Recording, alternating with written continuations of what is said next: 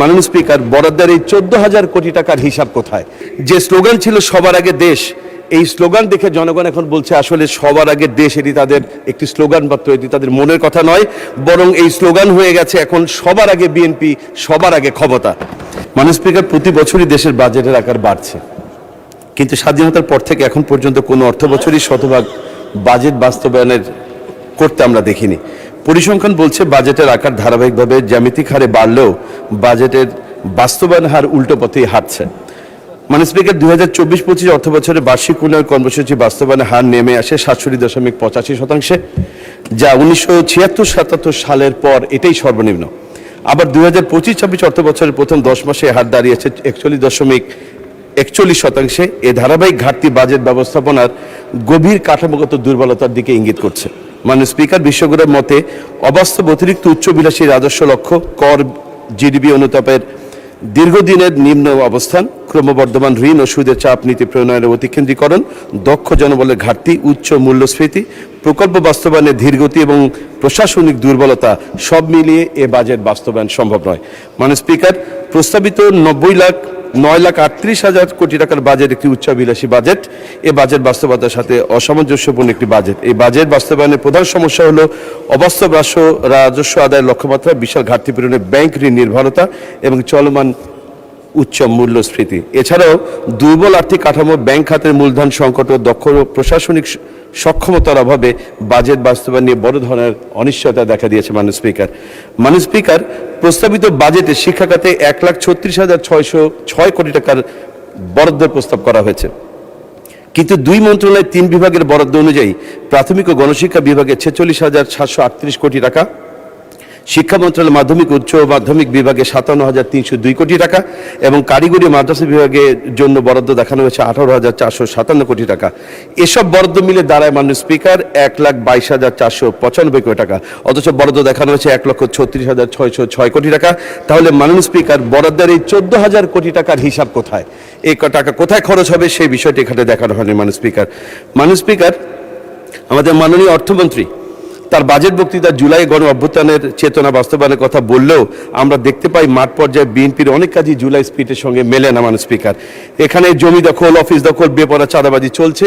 জুলাই স্পিরিটের বিরুদ্ধে বিএনপি যা করছে তার মধ্যে উল্লেখযোগ্য হলো যে ইতিমধ্যে তারা 56টি উপজেলায় জেলা পরিষদের প্রশাসকের নামে অগণতান্ত্রিকভাবে নির্বাচনে পরাজিত কিছু ব্যক্তিদেরকে তারা দায়িত্ব দিয়েছে। একই সাথে মাননীয় স্পিকার, গত 11 জুন সরকার দেশের 8টি নগর উন্নয়ন কর্তৃপক্ষের 1 বছরের জন্য চুক্তিভিত্তিক বিএনপি দলীয় কিছু নেতাকর্মীদেরকে সেখানে নিয়োগ দেওয়া হয়েছে। তাহলে জুলাই স্পিরিটের যে মূল চেতনা ছিল রাষ্ট্র সংস্কার, রাষ্ট্র মেরামতের, সেই চেতনা কোথায়? মাননীয় স্পিকার, বিএনপি শুধুমাত্র জুলাই স্পিরিটের সঙ্গেই চেতনা বিরোধী কাজ করছে না, বরং তাদের ঘোষিত 31 দফার বিরুদ্ধেও তার অবস্থান নিয়েছে। মাননীয় স্পিকার, বিএনপির যে স্লোগান ছিল সবার আগে দেশ, এই স্লোগান দেখে জনগণ এখন বলছে আসলে সবার আগে দেশ এটি তাদের একটি স্লোগান মাত্র, এটি তাদের মনের কথা নয়, বরং এই স্লোগান হয়ে গেছে এখন সবার আগে বিএনপি, সবার আগে ক্ষমতা। মাননীয় স্পিকার, আমরা দেখতে পাচ্ছি যে সরকার দলীয় সংসদ সদস্যগণ যেভাবে বাজেট বরাদ্দ পাচ্ছেন, যেভাবে তারা সরকারের বিভিন্ন দপ্তর থেকে বরাদ্দ পাচ্ছেন, আমরা যারা বিরোধী দলীয় সংসদ সদস্য আছে আমাদেরকে সেই বরাদ্দ থেকে বঞ্চিত করা হচ্ছে। মাননীয় স্পিকার,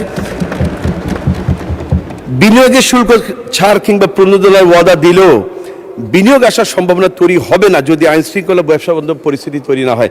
আমরা অতি সম্প্রতি ইসলামী ব্যাংক বাংলাদেশ পিএলসির সাথে সরকারের যে আচরণ দেখেছি তাতে সুস্পষ্ট বোঝা যায় সরকার ব্যবসা বান্ধব কোনো পরিবেশ সৃষ্টি করতে হয়তো চায় না। একই সাথে তারা একটি হাসপাতালের ব্যাপারে যে আচরণ করেছে মাননীয় স্পিকার, একটি সুষ্ঠু তদন্ত বাইরেই তড়িঘড়ি করে একটি হাসপাতাল লাইসেন্স তারা বাতিল করেছে, যেটা মনে হচ্ছে যে মাথা ব্যথা হওয়ার কারণে মাথা কেটে দেওয়ার সামিল। মাননীয় স্পিকার, এখানে একটি বক্তব্য আমি বলতে চাই, মাননীয় স্বাস্থ্যমন্ত্রী কিছুদিন আগে একটি বক্তব্য ফেসবুকে ভাইরাল হয়েছে মাননীয় স্পিকার, সেখানে মাননীয় স্পিকার আমাকে একটু সময় বাড়িয়ে দেবেন, সেখানে ভাইরাল হয়েছে মাননীয় স্পিকার, সেখানে তিনি বলেছেন কোট আনকোট, তিনি বলছেন আপনাকে হাত জোর কইরা কই কোন রকম ইলেকশনটা পার কইরা দেন, ইলেকশনের পরে দেখবেন কি রূপ আমার। তিনি একটি শব্দ বলেছেন, তিনি বলেছেন জাউরা রূপ দেখবেন আমার। মাননীয় স্পিকার, এটা হয়তো অসংসদীয়, এই জন্য আমি এটা বললাম না। জি, 1 মিনিট সময় বাড়ানো হলো। Thank you. 1 মিনিট, ধন্যবাদ।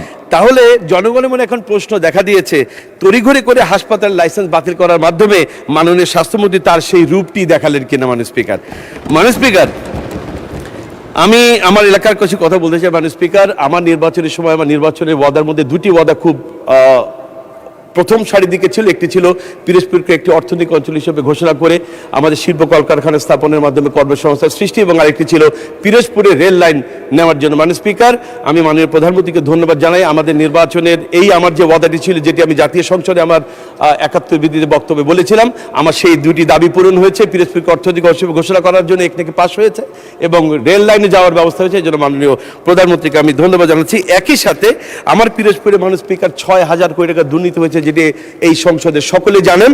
আমার এই ৬,০০০ কোটি টাকার কারণে বিগত 2 বছরে আমাদের পিরোজপুরে উন্নয়নমূলক কাজ হয়নি। আমাদের পিরোজপুর, নাজিরপুর প্রত্যেকটি এলাকা রাস্তাঘাট বিধ্বস্ত। আমি আজকে এই সংসদে দাঁড়িয়ে